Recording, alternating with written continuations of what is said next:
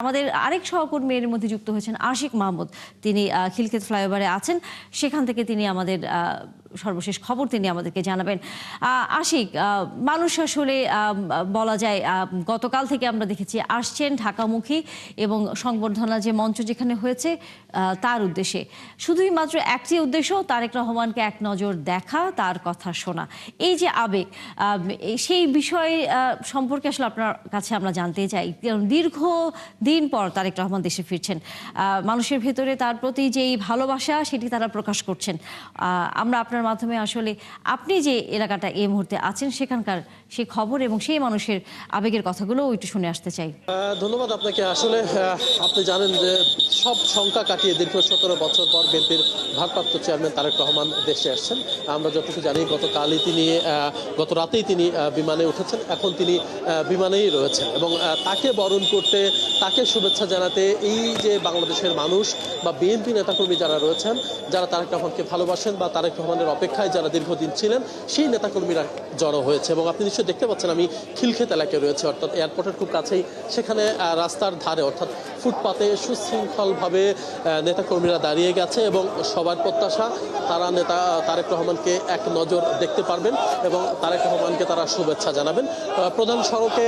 প্রধান সড়কে সেনাবাহিনী এবং আইনশৃঙ্খলা রক্ষাকারী বাহিনীর সদস্যরা প্রধান সড়কে উঠতে মানা করেছে এবং প্রধান সড়কটি ফাঁকা রয়েছে এখন পর্যন্ত। তবে ফুটপাতের সেই রাস্তাটি কিন্তু এরই মধ্যে পূর্ণ হয়ে গেছে এবং ফুটপাতের রাস্তার দুই পাশে দাঁড়িয়ে সাধারণ মানুষ, কারো হাতে ফুল, কারো হাতে দলীয় পতাকা, কারো হাতে জাতীয় পতাকা, সবাই কিন্তু তারেক রহমানের অপেক্ষায় রয়েছে যে তারেক রহমান নামবে এবং তারেক রহমান কিছুক্ষণের মধ্যে যদি ঢাকার আন্তর্জাতিক বিমানবন্দরে নামেন, অর্থাৎ শাহজালাল আন্তর্জাতিক বিমানবন্দরে নেমে এই রাস্তা ধরে তিনি 300 ফিটে যাবেন। সেখানে সংবর্ধনা অনুষ্ঠান রয়েছে, সংবর্ধনা অনুষ্ঠানে তিনি বক্তব্য রাখবেন এবং এর পাশাপাশি আমরা দেখতে পাচ্ছি যে সাধারণ যারা নেতাকর্মী, যারা একদম তৃণমূলের নেতাকর্মী, তারা কিন্তু তারেক রহমানকে শুভেচ্ছা জানানোর জন্য এই সড়কে উপস্থিত হয়েছে খিলক্ষেত। আমরা একটু কথা বলতে চাই যে সকল নেতাকর্মীরা দীর্ঘ 17 বছর রাজপথ আন্দোলন করেছে, তারেক রহমানের বিভিন্ন মামলার বিরুদ্ধে লড়েছে, সেই নেতাকর্মীরা রয়েছেন। আমরা নিপুণ রায় চৌধুরীকে দেখতে পাচ্ছি, বিএনপির তৃণমূলের নেত্রী, তার সাথে একটু কথা বলতে চাই যে 17 বছর পর তারেক রহমান দেশে আসছে, তাদের কি প্রত্যাশা,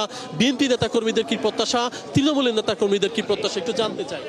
গণতন্ত্রহীন বাংলাদেশ আবার গণতন্ত্রের ধারায় ফিরে আসুক, জনগণ তার ভোটের অধিকার প্রয়োগ করে জনগণের রাষ্ট্র গঠন করবে, এই প্রত্যাশা নিয়েই কিন্তু আমরা আমাদের নেতার এই স্বদেশ প্রত্যাবর্তনকে ঘিরে এত আবেগ এবং আমাদের ভিতরে এই 17 বছর বাংলাদেশের গণমানুষের নেতাকে ষড়যন্ত্র করে ফ্যাসিবাদ শেখ হাসিনা তাকে দেশ থেকে বাইরে রেখেছে এবং আমাদের গণতন্ত্রের মাকে, আপসীন সংগ্রামের নেত্রীকে কারাগারে বন্দী রেখেছে। সেই জায়গায় আজকে খালেদা জিয়া গণমানুষের অভিভাবক হয়েছে, বাংলাদেশের অভিভাবক, এবং সকল রাজনৈতিক দলের নেতা হয়েছেন দেশনায়ক জনাব তারেক রহমান, অর্থাৎ বিএনপি ধারক এবং বিএনপি গণতন্ত্রের বাহক।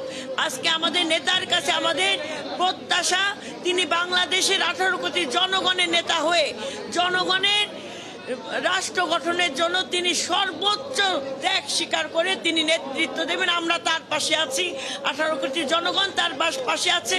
তিনি যে স্লোগান দিয়েছে সবার আগে বাংলাদেশ, আমরা প্রত্যাশা করে আমাদের নেতা সবার আগে বাংলাদেশকে ধারণ করে দল মতের ঊর্ধ্বে যে সকল দল এবং নেতৃবৃন্দদেরকে সাথে নিয়ে তিনি একটি সুন্দর বাংলাদেশ করবে। ধন্যবাদ। আপনারা শুনছিলেন দর্শক যে তৃণমূলের যারা নেতাকর্মীরা রয়েছেন তাদের প্রত্যাশা যে তিনি বাংলাদেশে আসছেন এবং গণতন্ত্রের ধারা বাংলাদেশে আবার ফিরে আসবে এবং দল মতের ঊর্ধ্বে থেকে তিনি বাংলাদেশের সকল মানুষকে নিয়ে রাজনীতি করবেন এবং বাংলাদেশের মানুষের ভাগ্য বদল করবেন, সেই প্রত্যাশা কিন্তু তৃণমূলের নেতাকর্মীদের রয়েছে এবং সেই প্রত্যাশা নিয়েই সাধারণ মানুষ, বিএনপি নেতাকর্মী, তৃণমূলের নেতাকর্মী সবাই কিন্তু রাজপথে এসেছেন এবং সবাই বিএনপির ভারপ্রাপ্ত চেয়ারম্যান তারেক রহমান তাকে এক নজর দেখার জন্য এখানে ভিড় করছেন। একটু জানাতে চাই যে বিগত 17 বছর কিন্তু তারেক রহমানের নির্বাসিত জীবনযাপন করছেন তারেক রহমান এবং সেখানে দীর্ঘ সময় ধরেই তিনি দলের হাল ধরেছেন। যখন থেকেই খালেদা জিয়া যখন থেকেই জেলে কারাগারে গিয়েছেন তখন থেকেই তারেক রহমান দলের হাল ধরেছেন এবং দলের হাল ধরে তিনি কিন্তু দলের নেতৃত্ব দিয়ে আসছেন এবং সারা দেশের মানুষ এবং বিএনপি নেতাকর্মীরা তারা কিন্তু প্রত্যাশিত ছিল, তারা কিন্তু আকাঙ্ক্ষায় ছিল যে তারেক রহমান দেশে আসবে এবং দলের হাল ধরবে, বাংলাদেশের মানুষের গণতন্ত্র ফিরিয়ে এনে ভাগ্য বদলের যে ধারা সেটি তিনি অব্যাহত রাখবেন। সেই প্রচেষ্টা, সেই আকাঙ্ক্ষার কথা কিন্তু সবাই জানাচ্ছেন। একটু জানাতে চাই, তারেক রহমান দীর্ঘ 17 বছর লন্ডনে থেকেই কিন্তু দলের হাল ধরেছেন, কখনো টেলিফোনে কখনো ভিডিও বার্তায় তিনি গোটা দলের কার্যক্রম পরিচালনা করছেন এবং খালেদা জিয়াকে যখন কারাগারে নেওয়া হয় জিয়া চ্যারিটেবল ট্রাস্ট দুর্নীতি মামলায়, তারপর থেকেই দলের